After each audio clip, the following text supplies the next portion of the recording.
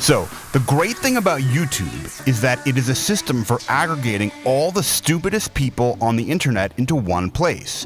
You see, before YouTube, a lot of times when you use the internet, you also had to do something called read.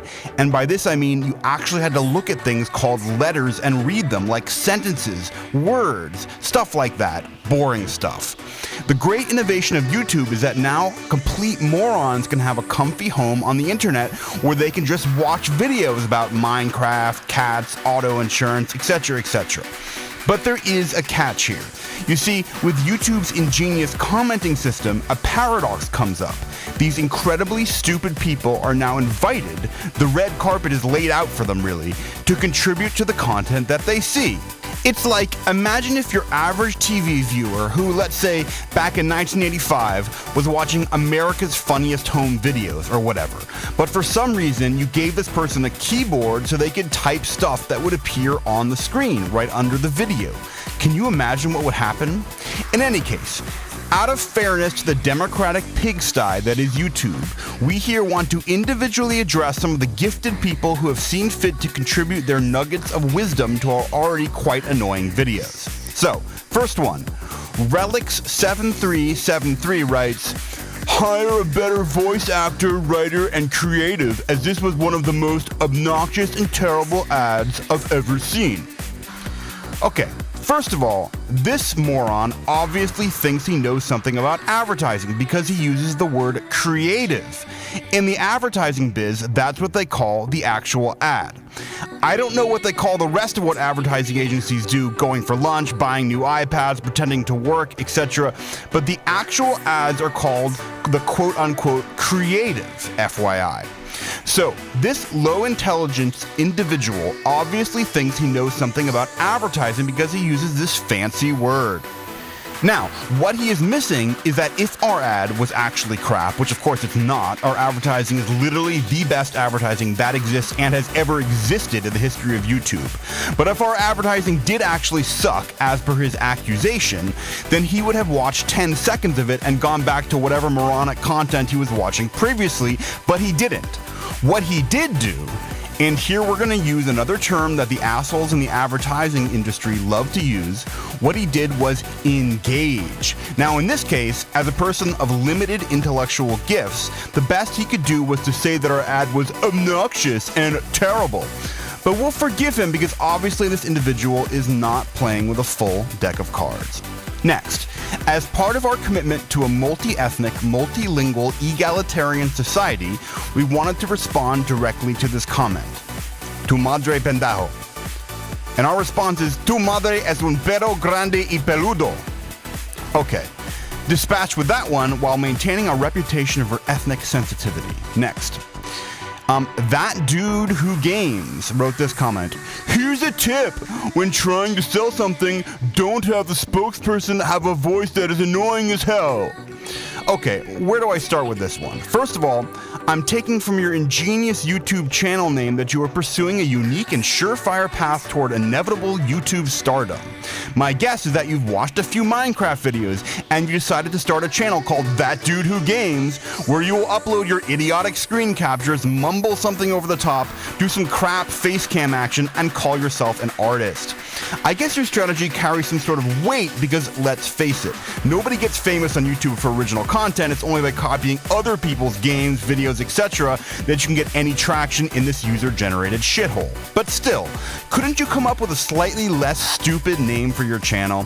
And next, my voice is not annoying as hell, my lisp is dignified, and sets me apart from morons such as yourself. Next, NeoRyan333 writes, Buzzquote is for faggots with lisps like yourself. Now, this particular piece of wisdom is from someone posing as a human being named NeoRyan333. Dear NeoRyan, homophobia is not cool, you are not cool, you deserve to go to hell. And, as I've outlined previously in this video, my lisp is extremely cool, and in fact, I am sure that you are just jealous of it. Okay, next one. Weirdo Productions LOLFest writes in, thank God this isn't one of those nasty vids. Now, This comment I can't be overly harsh about, but it is fairly stupid. I mean, obviously this YouTube user was actually looking for a nasty vid and somehow got to our channel.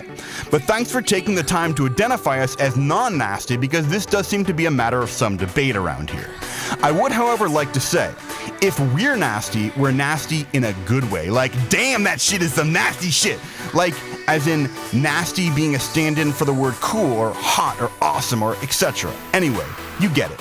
Next, Suzanka Tyler writes, overpay a smart A like you to place these ads that cost money. Now, this is a comment by Suzanka Tyler. By the way, I can guarantee you that this profile picture is totally faked, and actually this channel is controlled by a 14-year-old kid somewhere in a Pakistani slum who is being paid 1/4 cent per hour to post fake comments on YouTube channels, and is operating behind a proxy IP, so it looks like he's in the US, and he's been momentarily distracted from his Viagra postings to add his tidbit of wisdom to our channel. But in any case, this comment requires no actual response. In fact, really no response can be offered, since it's not written in any language that actually exists. It's just pure unmediated stupid, the platonic ideal of stupid, made real in electrons, JavaScript, and HTML. Thank you, Suzanka Tyler. Next, from Chance P777 comes an extremely confused and confusing post of apparently religious origin. Let's back out on this one and see the bigger overview. About 2,000 years ago, in a patch of land that is now modern-day Israel, a small group of semi-literate sheep herders started compiling a bunch of ancient myths into something called the Bible. The Bible didn't make any sense then. In fact, it contradicted itself a zillion times and had all kinds of weird, nonsensical stuff like people living to be 1,000 years old or whatever. But in any case, they compiled this book. And then by pure accident of history, they were invaded by the Romans, and then the Romans took over half the civilized world, and then the Romans, by another accident of history, converted to this silly cult, and it was spread nearly all over Europe, and then by another accident of history, these Europeans ended up pretty much conquering and demolishing every other civilization on Earth because they had access to stuff like steel and really nasty germs.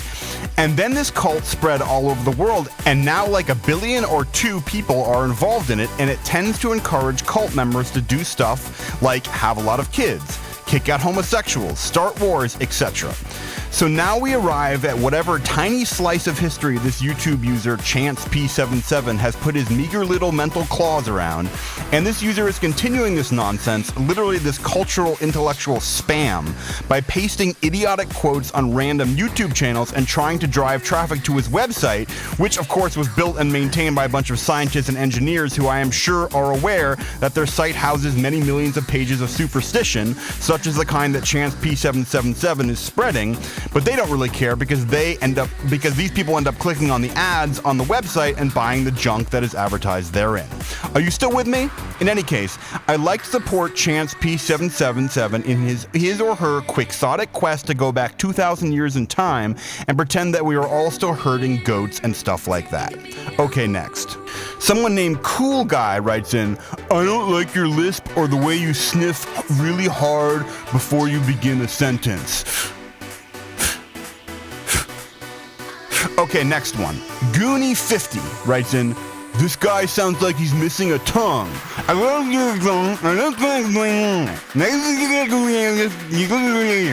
Okay, next one. Hunter Jennings. Buzzquote, can you help me get subs? No. Next. From Gadingi. Yeah, we'll go with the guy with the gay voice and the lisp. Hired. Now, this is finally a sensible comment, because that's what I decided also when I applied to myself for my own job. I was like, wait, why would I want to hire anyone else to do this? I already have this super gay voice and this lisp. Awesome!